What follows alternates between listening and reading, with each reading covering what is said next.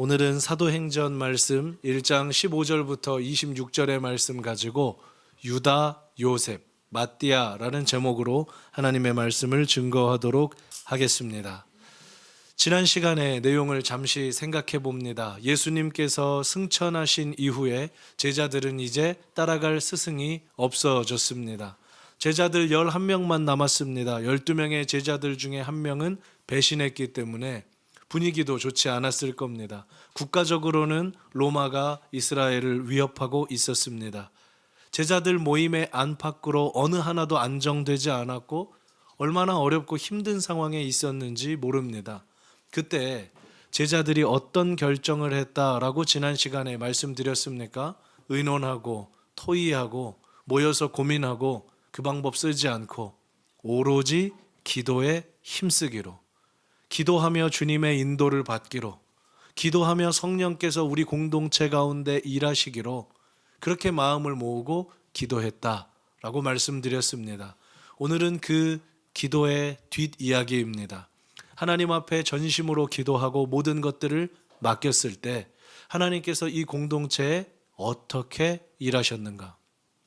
성경은 하나님의 말씀이자 동시에 하나님께서 사람을 향해 베푸신 사랑의 글들입니다.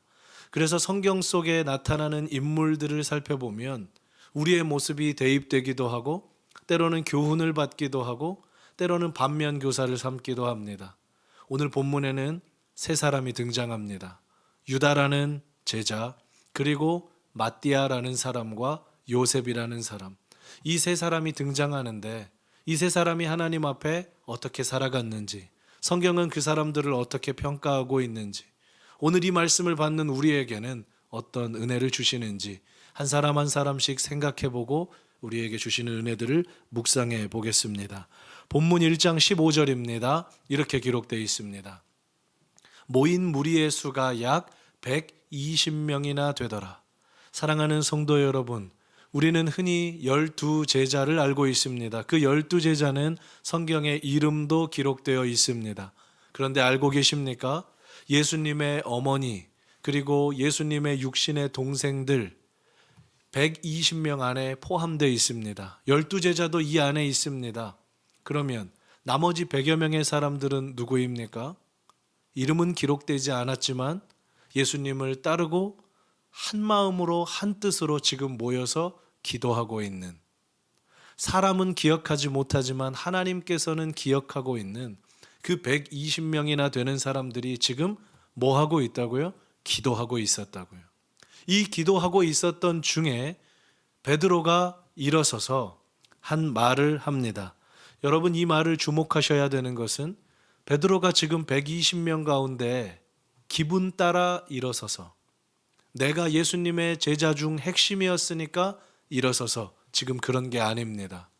기도하는 가운데, 끊임없이 기도하는 가운데 성령께서 주시는 말씀을 이게 성령의 음성인지 점검하고 또 점검하는 가운데 확신이 섰을 때 말씀을 가지고 지금 일어서서 말을 하는 겁니다. 베드로의 말을 하는 게 아니라 베드로를 감동시키신 성령의 말을 전하는 거죠. 이 순서가 중요합니다. 16절 말씀입니다. 베드로의 입을 통해 이렇게 유다라는 사람에 대한 평가를 하고 있습니다. 12제자 중 한 사람이었고 예수를 팔았던 그 제자입니다. 형제들아 라고 베드로가 부르면서 예수 잡는 자들의 길잡이가 된 유다라고 말하죠. 사랑하는 여러분, 주님 따라 살라고 모든 것들 다 버리고 출발했던 그 유다가 어떻게 한 문장으로 그 삶이 정리가 됩니까? 예수를 잡는 자들의 길잡이가 되었다는 거죠. 사람들이 죄를 짓는데 길잡이, 안내자가 되었다는 겁니다. 사람을 살리고 예수께로 인도하는 길잡이가 아니라 예수를 잡고 예수를 팔고 예수를 부인하고 예수를 공격하게 하는 그 길잡이가 유다가 되었다는 겁니다. 계속 17절 보겠습니다. 유다의 인생의 처음을 베드로는 이렇게 표현합니다. 여러분, 이 단어에 한번 주목해 보시겠습니까? 이 사람은 본래입니다. 원래는, 시작은, 처음에는 애초에는 이런 뜻이죠. 그 사람 어떻게 시작했다고요? 우리 수 가운데 참여하여 12 제자 중 가운데 한 사람으로 속해서 사도의 직무의 한 부분, 특별히 회계의 역할, 돈괴를 맡는 역할까지 맡았던 자라, 이렇게 말씀합니다. 사랑하는 성도 여러분, 유다의 이 모습은 우리에게도 무거운 메시지를 줍니다. 여러분과 저의 시작이 본래 하나님의 성도의 무리 안에 들었다고 해서 그 믿음이 끝까지 모두에게 적용되는 것은 아닙니다. 어떤 사람은 중간에 탈락하기도 하고 어떤 사람은 예수 잡는 자들의 길잡이가 되기도 합니다. 너무나 슬픈 것은 17절에 베드로는 유다의 삶을 과거형으로 표현하고 있다는 거죠. 예전에는 우리 수 가운데 참여한 제자였는데, 예전에는 이 직무의 한 부분을 맡았던 자인데 지금은 아니라는 겁니다. 지금은 떠났다는 거예요. 계속 20절 말씀 볼까요? 유다의 삶이 슬픈 것은, 자, 베드로의 고백을 한번 보십시오. 베드로가 지금 일어서서 120명의 성도들에게 말을 하는데 성경을 가지고 이야기합니다. 사사로운 자기의 의견을 이야기하지 않아요. 두 가지 말씀을 이야기합니다. 시편 69편과 시편 109편을 인용해서, 다시요, 시편 69편과 시편 109편의 말씀을 기도하고 성령의 인도함을 받는 가운데 인용해서 말합니다.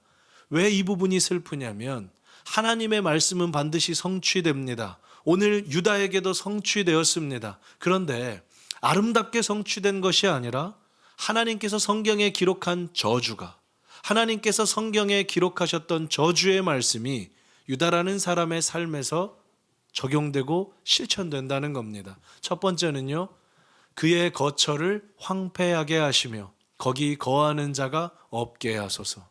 실제로 유다에게 이 말씀이 성취됐습니다. 저주의 말씀이. 또 하나가 있죠. 그의 직분을 어떻게 해요? 타인이 취하게 하소서.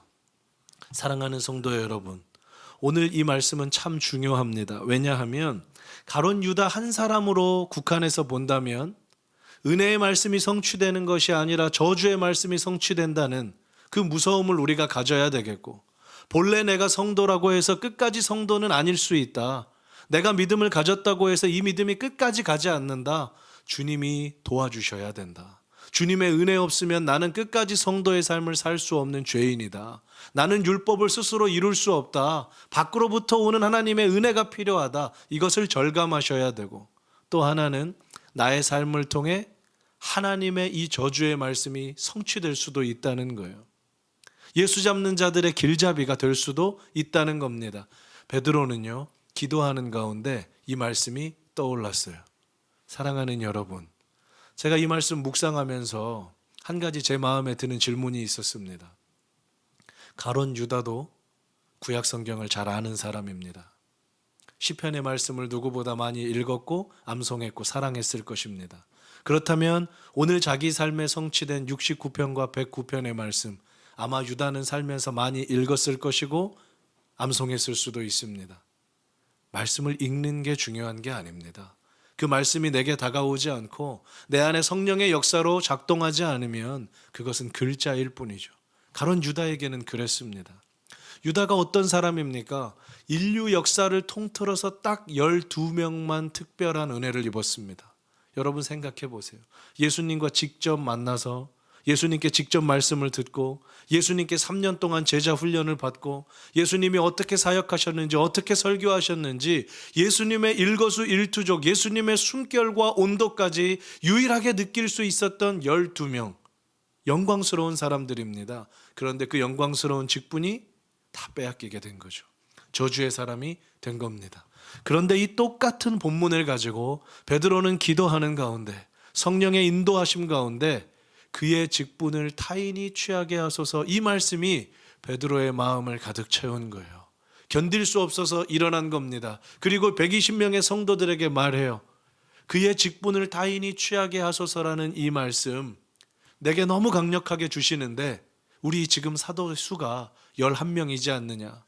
한 명의 사도를 충원해서 우리 또 보충 선거를 해서 12명을 채우자라고 말하는 겁니다. 사랑하는 여러분, 왜 꼭 12명을 채워야 할까요? 11명이면 안 됩니까? 아니, 그리고 뽑을 거면 12명이 아니라 120명 전부 다 뽑아가지고 이 사람들이 다 사도의 역할을 감당하면 안 됩니까? 구약성경과 신약성경에 보면 예수님께서 세우신 12이라는 이 숫자는 참 의미가 있습니다. 먼저 첫 번째로요, 예수님께서 처음에 제자를 뽑을 때 몇 명을 뽑으셨죠? 12명을 뽑으신 거예요. 이게 기준이 되는 겁니다. 또 하나는 구약에 몇 지파가 있습니까? 12지파가 있죠. 신약성경에는 12제자가 있어요. 이 12지파, 12제자를 위시해서 여기서 교회를 만드시고 하나님 나라를 확장하려는 하나님의 계획이 있는 겁니다. 그러니까 베드로는 지금 숫자가 부족하니까 한 명 더 채우자가 아니라 예수께서 이 땅에 아름다운 디자인을 갖고 세우신 그 12의 숫자를 회복하면서 다시금 힘있게 하나님 나라를 전하자. 우리 여기서 머물러 있지 말고 기도하면서 다시금 하나님의 나라를 확장해가는 그 믿음의 사역을 감당하자. 지금 그 이야기를 하고 있는 겁니다. 그래서요, 이제 1장 21절 말씀 보겠습니다. 조건이 필요하지 않겠습니까? 누구나 사도가 될 수는 없는 거예요. 그래서 베드로가 한 가지 성령의 감동 가운데 이야기를 합니다. 요한의 세례로부터 우리 가운데서 올려져 가신 날까지 주 예수께서 우리 가운데 출입하실 때, 이걸 세 글자로 하면 공생애라고 하죠. 예수님께서 요한에게 세례를 받으시고 승천하신 날까지의 그 기간을 우리 예수님의 공적 생애, 공생의 기간이라 하지 않습니까? 첫 번째 베드로가 지금 한 가지 조건을 주시는 것은 공생의 기간 동안 함께 있었던 사람이어야 한다는 거예요. 그래야 예수님을 만나봤고 이야기해봤고 예수님에 대해서 증거할 수 있지 않겠습니까? 자, 말씀 계속 봅니다. 22절에 이제 두 가지 정확한 조건을 말하는데요. 여러분, 이 부분을 한번 주목해 보십시오. 저는 이 부분 묵상할 때 얼마나 감동이 됐는지 몰라요. 베드로가 120명의 사람들에게 우리 딱 두 가지 조건만 가지고 사도를 뽑으십시다, 이렇게 얘기했으면 어떨까요? 헌금을 많이 한 사람, 교회 내에 유력한 사람, 교회 내에서 힘이 있는 사람, 지위가 높은 사람, 많이 배운 사람, 그럼 그렇게 해서 위에서 몇 명을 추리십시다 라고 했으면, 그러면 후보군은 나왔을 테지만 이것은 아름다운 사도 선출이라고는 보기가 어려웠을 겁니다. 베드로가 내세운 조건을 보시겠어요? 항상 우리와 함께 다니던 사람 중에 하나. 이게 첫 번째 조건입니다. 왜 이 조건이 필요할까요? 사랑하는 성도 여러분, 항상 예수님과 다니려면 뭐가 전제되어야 합니까? 12명의 제자들은 예수님을 따를 때 자기 부정과 자기 헌신이 있었습니다. 어부들은 배와 그물을 버려두고 쫓았고요. 세리였던 사람은 자기의 일터를 내려놓고 쫓았습니다. 한 명 한 명이 다 똑같습니다. 12명의 제자들이 예수님이 가자, 예수님이 멈추자 하면 각오 서고를 하려면 자기의 일상과 직장과 가족과 모든 것들을 뒤로 하고 따라갔어야 된다는 거예요. 유다도 처음에 그렇게 따랐거든요. 근데 항상 우리와 함께 다니던 사람이다. 그러면 여기서 지금 무엇을 뜻합니까? 이름은 드러나지 않았지만 예수님을 따라다녔던 그 수많은 120명의 사람들 역시도 자기의 것들을 다 버려두고 내려두고 따랐다는 거예요. 그래야 따라갈 수 있어요.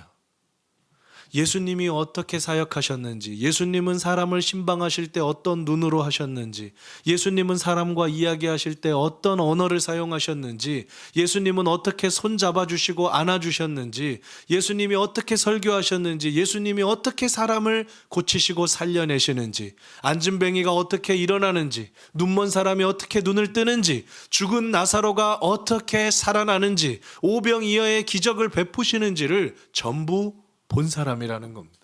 전부 그 현장에 있었던 사람이라는 거예요. 주님의 은혜를 알고 주님의 은혜를 체험하고 주님과 함께 살아가는 그 사람, 항상 우리와 함께 다니며 예수를 경험했던 그 사람, 이게 사도의 첫 번째 조건이라는 겁니다. 늘 주의 은혜 안에 머물러 있었던 사람. 두 번째 조건을 보겠습니다. 예수께서 부활하심을 증언할 사람. 그렇다면 이것은 무슨 말입니까? 예수께서 십자가 지고 죽으셨다가 3일 만에 부활하신 것을 본 사람. 그리고 앞으로 뽑힐 사도는 무슨 일을 할 거라는 거예요? 예수의 부활을 증언할 사람이라는 거죠.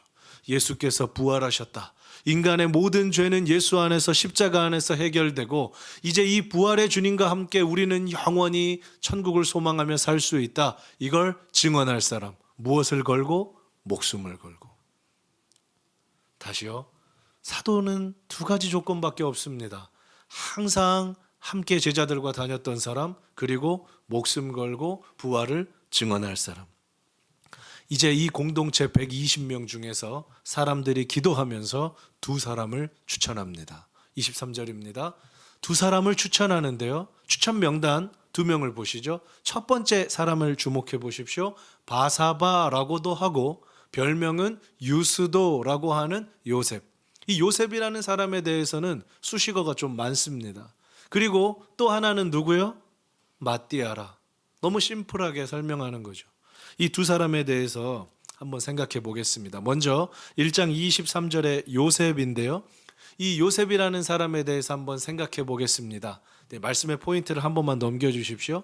자, 보셔요. 이 요셉 바사바라고 하죠. 이 바사바는 아람어로 안식일의 아들, 제7일의 아들 이런 뜻입니다. 그리고 별명도 있어요. 유스도라고 합니다. 유다라는 이름이기도 하고요. 이 유스도는 헬라어로 정의, 공의라는 뜻이에요. 그리고 히브리어 이름은 요셉이라는 겁니다. 사랑하는 여러분, 왜 굳이 이렇게 장황하게 설명할까요? 그리고 헬라식 기록에는 보통 조금 더 유력하거나 조금 더 중요한 사람을 앞쪽에 배치합니다. 두 후보가 나왔는데 첫 번째 후보가 요셉이고 두 번째 후보가 마띠아였어요. 그리고 요셉에 대한 설명은 많습니다. 뭘 알 수 있냐면 대다수 사람들의 마음이, 대다수 사람들이 볼 때는 요셉이라는 사람이 사도로 충원되는 게 맞겠다. 이게 좀 더 적당하겠다. 물론 마띠아도 훌륭합니다. 훌륭한 사람이니까 2인 후보에 올라왔죠. 그런데 사람들의 마음은 투표를 했다면 아마 요셉 쪽이 더 많았을 것이다. 이렇게 좀 추정해 보는 거죠. 그런데 사도들이 흥미로운 이야기를 합니다. 요셉과 마띠아가 후보로 나왔는데 그때 이런 얘기를 하는 거예요. 자, 우리 투표합시다. 자, 120명 다 한 표씩 있습니다. 다 한 명씩 쓴 다음에 과반수가 넘는 사람이 당선됩니다.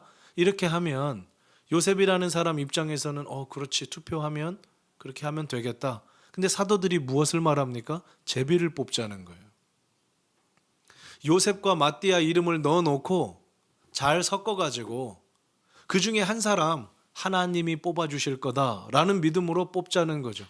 여러분께 간단한 질문을 드립니다. 사랑하는 여러분, 이렇게 하면 여러분이 요셉의 입장이라면 하시겠습니까? 안 하는 것도 이상하고. 그러면 이런 방법도 있지 않습니까? 했다가 안 뽑히면 어떡합니까? 부끄럽잖아요. 사퇴하는 방법이 있죠. 이런 방법으로 하면 나는 못하겠다.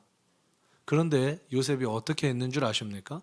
24절과 25절 말씀 한번 보십시오. 자, 이제 모든 사람들이 기도해요. 기도했다는 말은 요셉이 그 방법을 수긍했다는 겁니다. 그리고 이렇게 기도하죠. 뭇사람, 모든 사람이란 뜻입니다.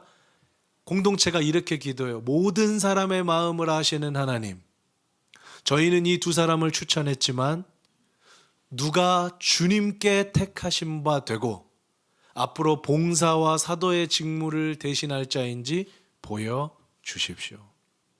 맡기는 거죠. 정말 주님께서 일하시는 걸 기대하는 거예요. 이렇게 됐을 때 사랑하는 여러분, 누가 뽑혔습니까? 제 성경에만 나와 있나요? 우리 아까 말씀도 읽었는데 마띠아라는 사람이 뽑혔습니다. 그러면 이제 요셉이 이렇게 할 수 있죠. 너무 부끄럽다.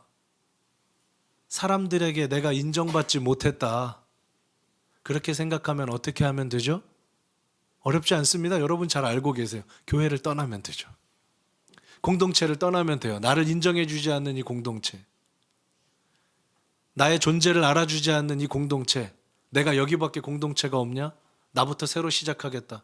여러 방법을 택할 수 있는데 여러분 그거 아십니까? 사도행전에 앞으로 이 바사바라고도 하고 유다 혹은 유스도라고 불리는 요셉이 한 번 더 나오는데 사도행전 15장에 가면 나옵니다. 말씀 확인하시죠. 22절입니다. 교회가 그 중에서 사람들을 택하여 바울과 바나바와 함께 안디옥으로 보내기를 결정하니 곧 형제 중에 인도자인 누구요? 바사바라 하는 유다와 실라더라. 나중에 사도행전 15장에 가서 안디옥 교회가 부흥하고 은혜 가운데 성장할 때 그 교회를 돕고 확인하러 갈 사람을 예루살렘 교회에서 파송하는데 그 바울과 바나바와 함께 예루살렘 교회 대표로 가는 사람이 요셉이에요. 무슨 뜻입니까? 사도의 직임은 받지 못했지만 자기 자리에서 겸손하게 그 일을 계속하고 있었다는 겁니다. 그 교회의 일원으로서 하나님 뜻에 순종해서 믿음으로 달려가고 있었다는 거예요. 그리고 교회의 요청에 따라 이 일도 감당합니다. 요셉은 위대한 믿음의 사람이에요. 한 명 더 봅니다. 마띠아가 남았죠. 말씀 보겠습니다. 1장 23절 마띠아, 이름의 뜻은 하나님의 선물이라는 뜻입니다.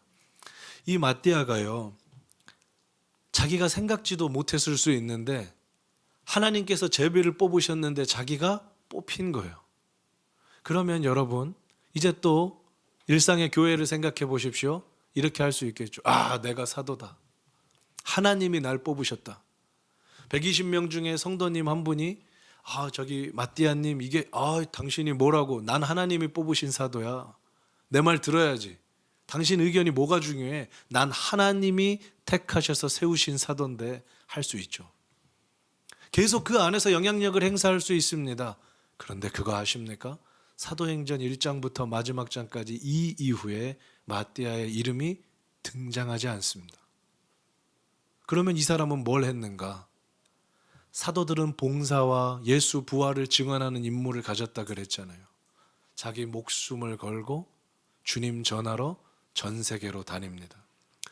유대 전승에 따르면 마띠아는 에티오피아 지역에서 전도하다가 원주민들의 큰 도끼에 맞아서 순교했다고 합니다.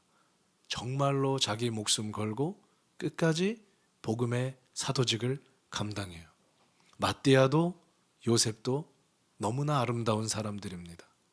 마띠아는 그 받은 직임을 끝까지 순종했고 요셉은 자기에게 주어진 상황을 믿음으로 수용하면서 끝까지 하나님의 교회를 섬겼어요. 사랑하는 여러분, 그랬기 때문에 초대교회 가운데 성령이 임하고 그랬기 때문에 이 초대교회는 성경에 기록된 교회가 되는 겁니다. 오늘 사도행전 1장은 26절로 끝맺음을 합니다.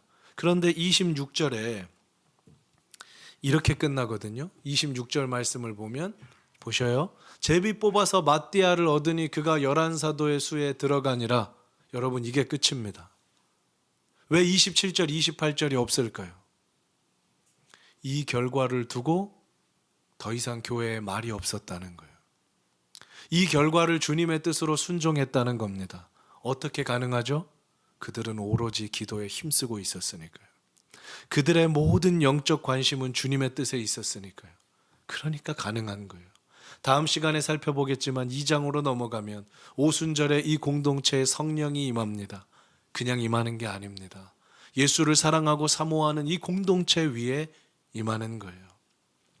이제 말씀을 정리하면서 저는 이 말씀 준비하면서 한 목사님의 설교를 제가 듣게 됐는데 그 말씀을 듣다가 마띠아라는 사람에 대해서 조금 더 묵상을 하게 됐습니다.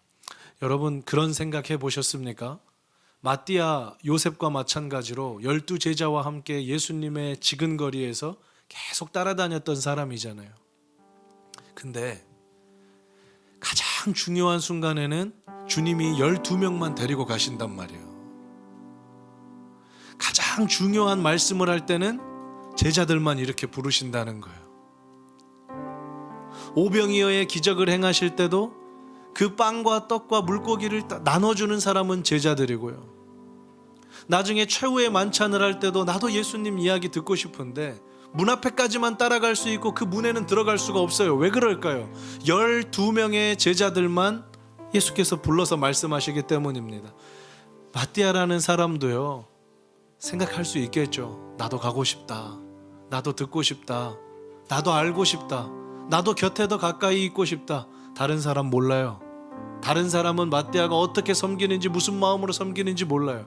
그러나 무사람의 마음을 아시는 주님께서 그를 사도로 불러주시고 그 일을 맡겨주시고 끝까지 그 일을 감당하게 하세요. 말씀 한 구절만 볼까요? 마가복음 말씀인데요, 4장 35절 36절 한 번만 보겠습니다. 여러분 이 표현 한번 보세요. 예수님께서 풍랑을 만날 때 제자들을 위해서 그 풍랑을 잠잠케 하신 사건인데, 예수님은요 이렇게 말씀하세요. 제자들에게 말씀하세요. 우리가 저편으로 건너가자. 제자들아, 우리 저편으로 건너가자. 그리고 같은 배에 타셔서 주님은 주무시잖아요. 제자들도 어려움을 만나요. 폭풍우를 만납니다. 그래도 예수님과 같이 있잖아요. 그런데 마띠아를 위시한, 우리는 이름도 알지 못하는 그 많은 사람들, 36절을 보세요. 다른 배들도 함께 따라갑니다. 그 주님 따라가는 거예요. 다른 배들도 따라가요. 그들도 폭풍우를 만납니다. 그런데 그 배에는 주님도 안 계세요. 그런데 이 은혜를 주님이 주시잖아요. 사랑하는 여러분, 오늘 말씀을 이렇게 한 문장으로 좀 정리해 봅니다. 말씀 정리 문장을 한번 보여주십시오. 우리 안에 유다가 있어요. 우리 안에 요셉과 마띠아의 모습도 있습니다. 다 공존합니다. 예수를 잡는 자로 살 것인가, 예수를 섬기는 자로 살 것인가. 내 힘으로 됩니까? 안 됩니다. 은혜가 필요합니다. 내가 율법 다 지킬 수 있습니까? 안 됩니다. 주님의 은혜가 필요합니다.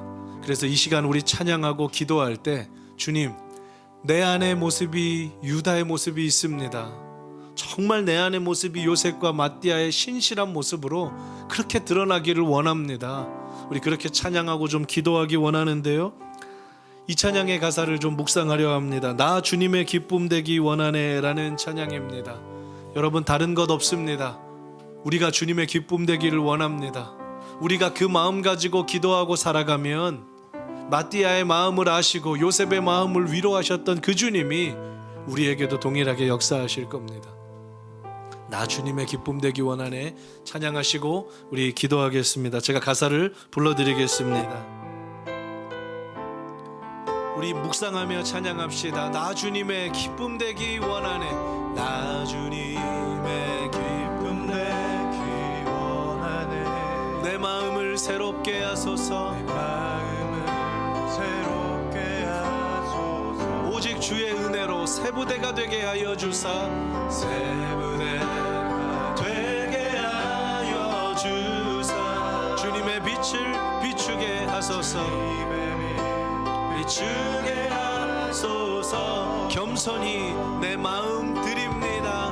겸손히 내 마음 드립니다.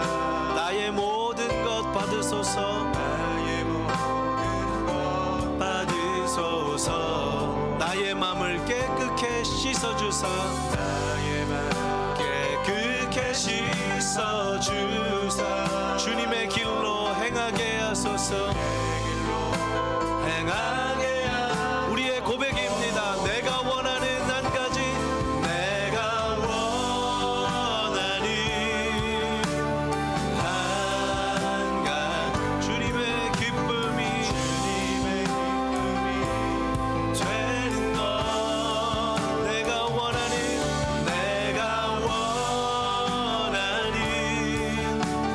한 가지. 주님의 기쁨이 내가 원하는 한 가지. 내가 원하는 한 가지. 주님의 기쁨이 되는 것. 내가 원하는 한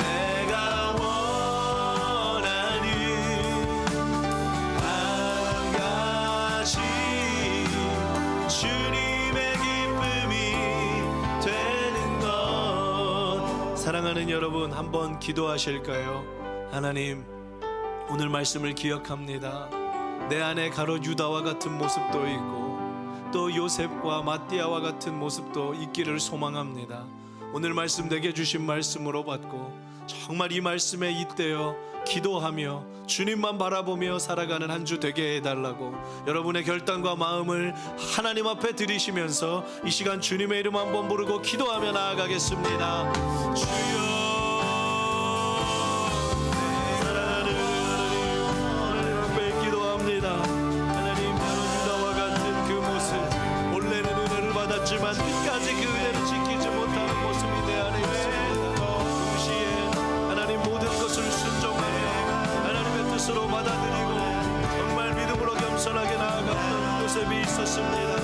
하나님, 자기의 생명도 아끼지 않고 파도의 직무에 감사하며 믿음으로 달려갔던 마띠아도 있었습니다. 주님, 이 모습들이 내 안에도 있습니다. 이번 한 주 어떻게 살지를 결정하고 어떻게 살아갈지를 결단하고 그 모습들이 내 안에 있기를 사도행전 1장의 말씀이 내 삶에 구현되기를 소망하오니 성령 하나님, 우리를 불쌍히 여겨주시고 우리에게 은혜를 더하여 주옵소서. 하나님, 말씀하여 주옵소서. 말씀이 말씀되게 하는 그 은혜를 경험케 하여 주옵소서. 주님의 은혜 아니면 살 수 없습니다. 주님의 도움 아니면 살 수 없습니다. 주님 도와주시지 않으면 우리의 삶은 너무나 연약하고 부족합니다. 늘 주의 넘어집니다. 자존심 때문에, 내 생각 때문에 주님의 일을 그르칠 때도 많습니다. 하나님, 그 모습 가지고 나는 죽고 예수가 내 안에 산다는 예수 십자가 복음 부활 신앙 가지고 믿음으로 달려가게 하여 주옵소서.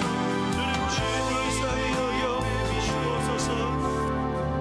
사랑하는 하나님, 본래는 사도였지만 끝나는 그 직임을 잃어버리고 예수를 잡는 자 되었던 유다의 모습이, 그 죄악이 내 안에도 있음을 고백합니다.